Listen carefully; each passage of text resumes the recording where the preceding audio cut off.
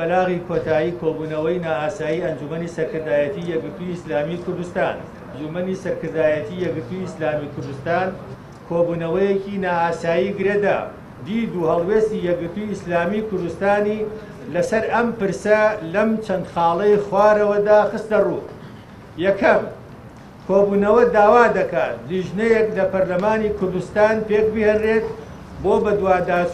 بۆ بەدواداچوون و لێپێچینەوە لە ڕووداوەکانی چەند ڕۆژی ڕابردوو لە شار و شارۆچکەکانی کوردستان.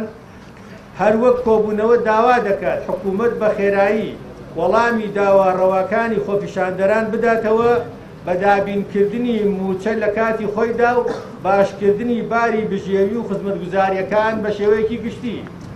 دووەم، سەبارەت بە هەڵوێستی یەکگرتووی ئیسلامی کوردستان لە پرسی کشانەوەی لە حکوومەت.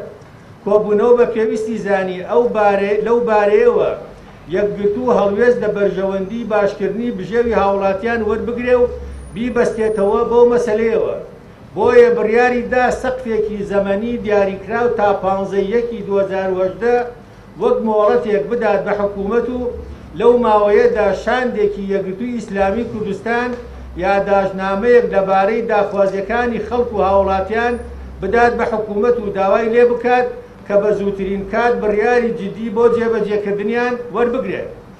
لە حاڵەتی بەدەمەوە نەهاتنی حکوومەت لەو بارەیەوە و دوای تەواوبوونی مۆڵەتەکە یەکگرتووی ئیسلامی کوردستان بڕیاری یەکلاکەرەوە دەدات